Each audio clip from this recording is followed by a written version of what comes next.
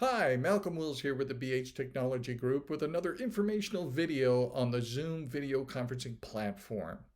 Now, if you saw our previous video, you know that video focused on how you actually log into a Zoom call and participate on a Zoom call. The focus of today's video is going to be how do I actually set up a Zoom account? Now, why would I want to set up a Zoom account?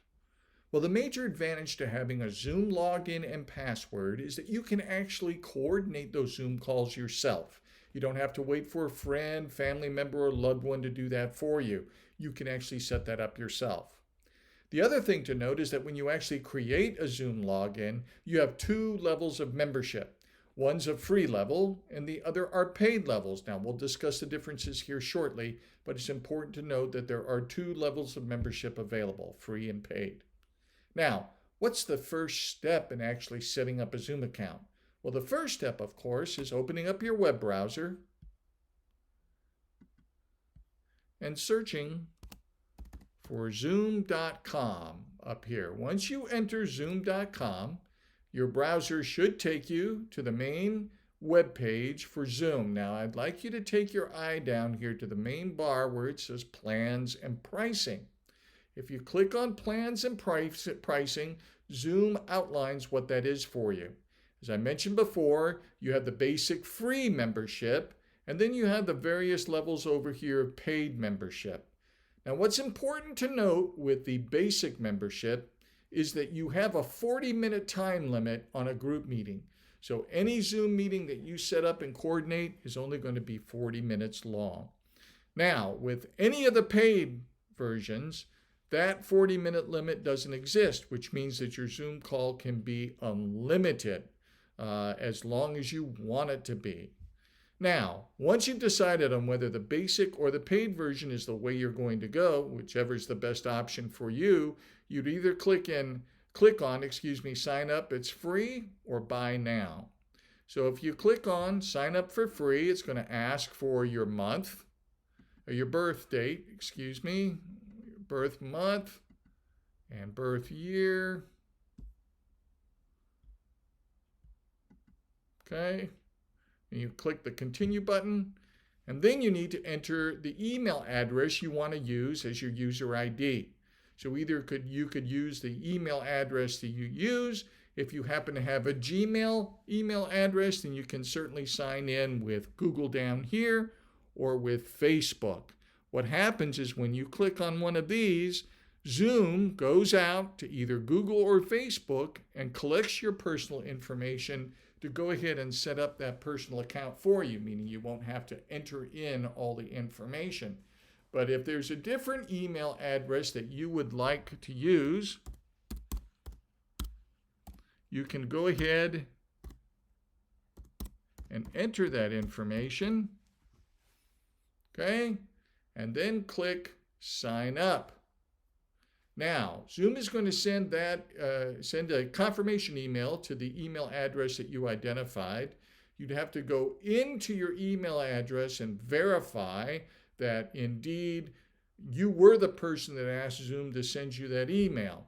Now, once you click that verification in the email that you received from Zoom, it's going to ask you to set up your password as well. So your username would be the email that you chose. In this case, it's the BHEDU email that I'm using here. And you'd have to also set up a password. So once you've set up your username and your password, Zoom is going to ask you to sign in. Basically, that sign in is right up here at the top. You go ahead and click in on sign in. It would have the email address that you entered and the password that you selected. You'd click sign in and you get to the main page of Zoom. Now, over on the left-hand wrapper, you're going to have quite a bunch of different options here based on whatever level of membership you chose. If you chose the free version, more than likely you're not going to see webinars, recordings, and settings. You will definitely see profile and meetings. But if you have one of the paid options for Zoom, then you'll see all the options listed here. Well, you certainly want to be on meetings when you're setting up a meeting. And then, of course, you have the option here to schedule a new meeting. So you want to schedule a new meeting. You want to give it a topic. In this case, I'm going to leave it my meeting, but you could say Sunday school meeting or friends and family. If you want to give it a topic name, you certainly can. You can even give it a description. Then down here, you give it a date and the time and the duration. Now, what's important to note that if you have the free version, you're probably not going to see the duration option because remember, the free version only allows you to have a 40-minute meeting. The only other thing that I would tell you to do is to make sure that there is a password. The meeting password is important so that others can't get into your meeting, and of course you can keep the gathering private. I would also set video for both the host and participant to off. That way both you and the participant have the option of turning the video camera on. If you'd like more information about that, then you can see our previous video about how to participate in a Zoom call. I would also, for the audio, make sure that the both option is selected. This allows people attending to use either the telephone or their computer audio to participate. If the people that are joining your call have poor Wi-Fi in their location, then it's important to make sure that they have the option to call in on the telephone if the computer audio is going to be a problem based on their Wi-Fi capability in their location. Those are really the default settings that you have to be concerned with. And once you have everything set up, scroll down to the bottom, you have the save option. So you go ahead and click save, and then Zoom sets up the meeting. Now, how do you actually get people invited? That's a big question that I always get. Of course, once you've got the meeting set up, Zoom is going to create this link for you. You want to go over here to copy the invitation. Okay, this creates the entire invitation for you. You go ahead and copy the meeting invitation, and it's going to tell you that it's copied to the clipboard. Okay, go ahead and X out of that. Then you want to go ahead and open your email.